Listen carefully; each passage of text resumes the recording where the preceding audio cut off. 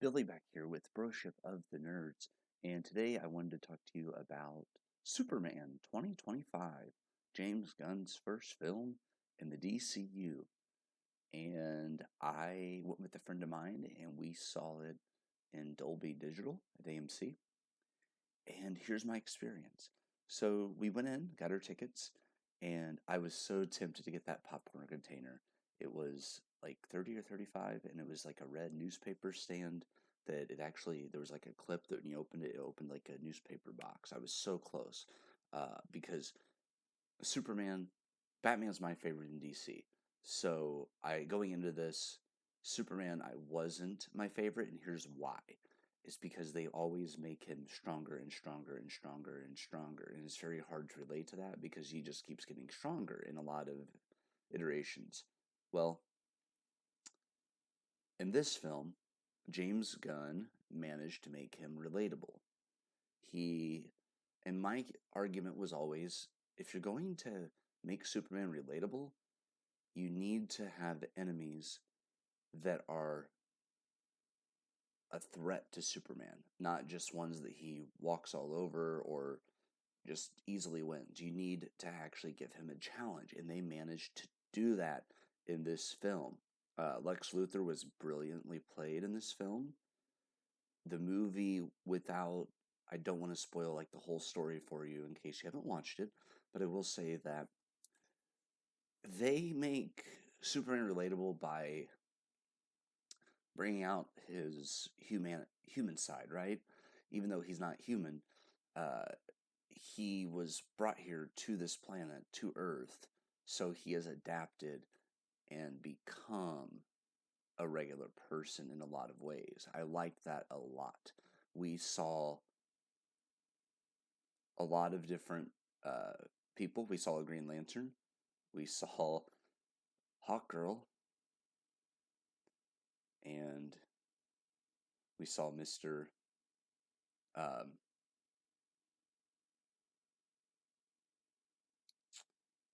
oh, anyways, yeah, we had a very good cast. Mr. Magnificent, yes, Mr. Magnificent. He was magnificent. He was a great addition to the film. Hawkgirl was really cool, and the Green Lantern was interesting. And I loved it because during the film, they're trying to come up with a name for their group, the Justice Squad, which is hilarious. Um, in this film, Lex Luthor is obviously Superman's rival. And what I like about this film is we it's assumed that a lot of fans of Superman already know his origins. So they sort of give you a little bit of his background without sitting there and doing like a 20-minute info dump on his childhood and all that. No, we're starting with Superman as an adult, and we get a few flashbacks and some scenes um, with like his birth parents and then with his human parents. So I really like the way they did that. And the whole thing to me when I'm watching it, and I did read this later and it's 100% true, is that this take on Superman is how would Superman be in the 21st century, right? So this is their take on that, and I really liked that as well. Special effects, great. Action was great, but it had a very good story. It was a little over 2 hours, and it didn't feel like it actually. I was sitting in the theater with a friend of mine, we're eating popcorn and just chilling. Really hot day out, so perfect day to go see a movie, right? Air conditioning's blasting, it's perfect. Just an incredible, incredible movie. And what I like about this is that they're not saying, let's rush and hurry up and catch up to Marvel like they did last time. No, in this case, it's, hey, let's make good movies for the sake of making good movies and slowly build. Our next film isn't until next June or June or July. But yeah, not until next year. So they've done this movie. The next movie, as of now, I'm seeing Supergirl in 2026, and then to be announced for Clayface. So an interesting films to start the DCU when you go Superman, Supergirl, Clayface. it just feels really interesting. I'm glad they're not rushing to all of the big characters right away. You know, we're not going Superman, Wonder Woman, Batman. We're actually letting it breathe a little bit and stretching it out and introducing different characters. I did not know anything about Mr. Magnificent or Hawkgirl going into this movie. Like, I just did not know much. Now, as you guys know, my buddy Jack, who also co-hosts this channel, he knows a lot more about comics than I do, and I will admit that all day, every day. He really does. And I like learning from him though, because he explains things really well. And so I'm going to be asking him whenever we watch this together down the road about Hawkgirl and Mr. Magnificent, because he would know a lot more. So anyways, back to the movie review. The action was great. The storytelling was magnificent. That was what won me over here. And here's the thing I will say about the previous DCU. I like Henry Cavill's performance as Superman. Not the actor's fault. What it was for me, and I had this discussion with another moviegoer, they made Superman dark. They made everything dark with DC there for a while. And the thing is that works for Batman because he does have a dark past. He does have a dark character. Superman's always been a little more hopeful. So I'm glad they didn't force that. We're going to make every movie dark thing. They actually went with what is right for this particular character, how he would react in certain situations. And I like that if they keep going this direction, they're going with, hey, let's look at each individual character and what's true to them. How would they actually behave in certain situations? So I like that about this film. Not too many downsides. I try to give you guys a balanced review, but I go more with how I feel. That's why, when I'm doing like my movie critic thing, I'm not an overly critical person when it comes to movies. If you give me characters I care about, good storytelling, these are the elements I look at. So good characters you can relate to, or that you like, or you find something to despise. So good characters, well-written characters. Good story. Are you telling me a good story? Did you come up with something interesting, intriguing? Style. Was the style cool? Were the special effects cool? That sort of thing. That's lower on my list than I can ignore some special effects if your storytelling and your characters are really good. The acting, of course, big thing for me. I am in a theater group, and while I still have a lot to learn, and I'm always learning to improve.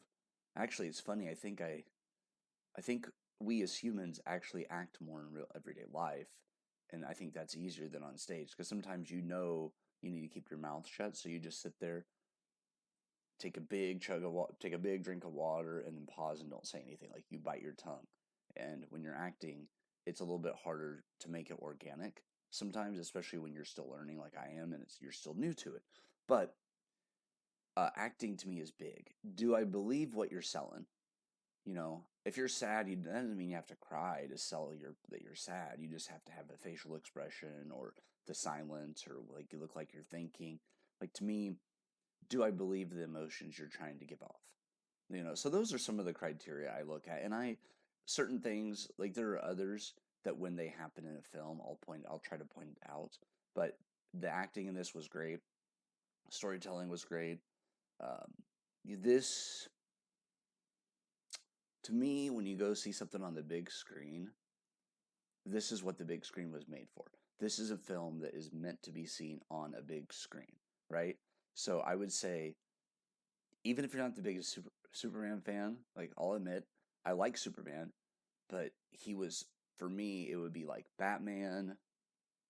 I really like Gal Gadot's take on Wonder Woman, but I would go like Batman would be in my top, and his villains kind of right there, like Joker, and I want to see Mad Hatter really bad. But Superman before was probably in the middle. Now, after this movie, he's just under Batman. Nothing's going to top Batman for me, right? He's my favorite, but in DC. But he is right there. That's how good this movie was. And there's going to be people that don't like it, and that's fine. This is just my opinion, guys. Because to me, when I come on here, I try to give you guys what my actual thoughts are without overthinking it. So Superman, must see. It will go to my collection. They already have the Steelbook out for pre-order, and I'm really tempted to get it. But yeah, this movie will definitely be added to my collection because it is one that I will watch again. I will show friends. I will rewatch it because it's one of those I like. And initially, my thoughts before with DC was I'll go to the projects that intrigue me. I'll see the trailers, the ones that look good, I'll watch. The ones I don't think I'll like, I will avoid. So like my favorites were um, with the Snyderverse, I will say Man of Steel, I really enjoyed. Wonder Woman, Batman versus Superman, kind of in the middle. I didn't hate it, but I didn't love it. And then the Justice League felt rushed. I still need to see the Snyder cut, but it's just one of those things where I think knowing James Gunn is in charge, and he definitely has a love for and knowledge for comic books, but he also has a quirkiness to him that I absolutely love and a great humor. So yeah, and this movie does have some humor, but it's not like over the top to me. And then Lois Lane in this film is incredible. She does not hold back. There's moments where she's like interviewing Superman, and yeah, she asks the hard hitting questions, and they even have almost a rift in the relationship is challenged because of the interview, and he gets frustrated. And it's just really cool the way everything goes down. There's some side characters that add, like they're human characters that add to the story. They're trying to find a way to take down Lex Luthor. There's this whole conspiracy thing, and then they have to see if there's any truth behind the conspiracy, that sort of thing, and just a lot of trying to tarnish someone's reputation, that sort of thing. That's relatable as well when people misunderstand you or they sort of like take one thing you did and they try to like make this whole thing about how you're a bad person, that sort of thing. So yeah, there's all kinds of things like that in here. And I would say this is a must watch. This is one of those summer essential films. And this came out at the perfect time because there's so much going on in the world that I could relate to with this film. Like there are certain scenes where I'm like, oh, this is happening in this country right now. And this is what they could use right now, something to believe in. So yeah, there's a lot of that. So whenever you watch this and you say that it's too real, you're right. Because there are things going on in the current world out there that the movie is speaking to. At least that's how I felt. Yeah, you could say it's just a movie, but there were some messages in there that are important. And it just shows that people coming together, what we could be. And I really like that too. So yeah, this is one of those must watches. I will be checking out more of the DC as it currently stands because James Gunn's vision, the way he's doing it, as long as each film continues to be good for the sake of being good, I will go out and check these out. And yeah, I'll eventually go back and watch some more of the Legacy DC stuff. Right now, I've just picked up The Long Halloween Part 1 and Part 2 with animated Batman, and I have The Killing Joke. I like that one, and I really like Batman, so I'm going to be trying to get like Year One and some of the other animated films. I've been on a Batman kick. I've been watching some of the old ones. I just got done watching Batman Forever, and I will probably be doing a 4 movie review on here in one video where I do Batman, Batman Returns, Batman Forever, and then my next one to watch is Batman Robin, and then I will share my thoughts on the 4 as a whole and kind of break down each film. So that'll be coming soon, guys. But yeah, I just wanted to talk today about Superman. I hope you enjoyed this. And like I said, when I review movies, I'm trying not to be too critical. I'm trying to go with how the movie made me feel, what I truly thought of it, and that's it. I don't like people that just look to nitpick every single film, and I know that's what some movie critics do, but that's not me.